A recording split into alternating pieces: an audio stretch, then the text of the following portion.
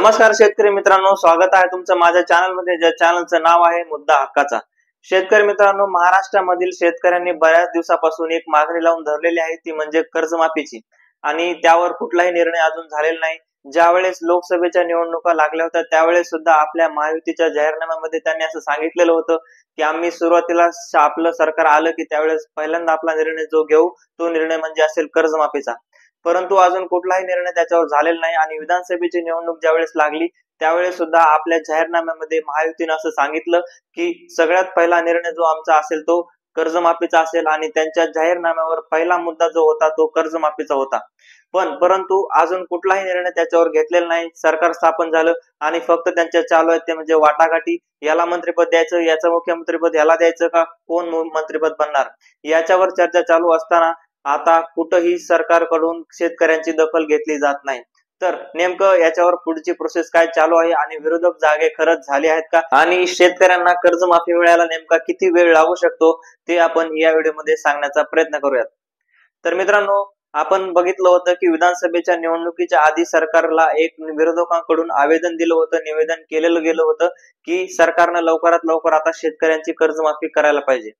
परंतु सरकारने त्याच्यावर एक पाऊल देखील उचललं होतं आणि त्याच्यावर कुठलाही निर्णय त्यावेळेस घेतला नव्हता।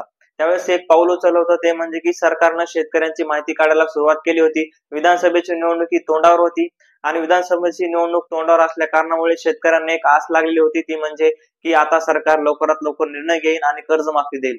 परंतु सरकारने त्याच्यावर कुठलाही निर्णय घेतला नाही आणि सरकारने फक्त त्याच्यावर माहिती काढत राहिलं आणि विधानसभेची निवडणूक पार पडली।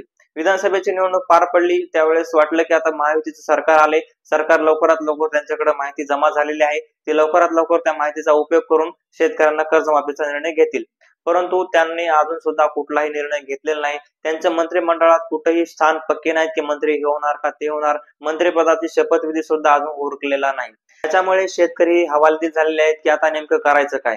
कारण आपण जे सरकार निवडून दिलं, ज्यावेळेस महायुतीने आपला जाहीरनामा केला त्यावेळेस पहिला त्यांचा मुद्दा जर कुठला असेल तो म्हणजे कर्जमाफीचा होता आणि कर्जमाफीवर त्यांनी अजून कुठलाही निर्णय घेतलेला नाही।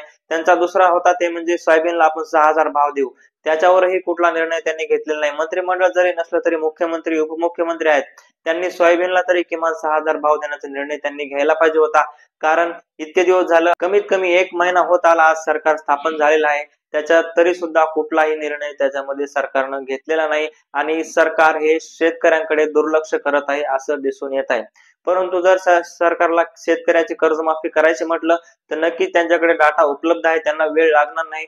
परंतु आपण हे बघणं महत्त्वाचं ठरणार आहे की शेतकऱ्यांना कर्जमाफी नेमकी कधीपर्यंत मिळू शकते आणि शेतकऱ्यांना खुशखबर ही लवकरात लवकर मिळू शकते का हे सुद्धा पाहणं महत्त्वाचं ठरणार आहे। तर भेटूयात पुढील व्हिडिओमध्ये, यावर तुमचं मत काय आहे हे मला नक्की कळवा। धन्यवाद।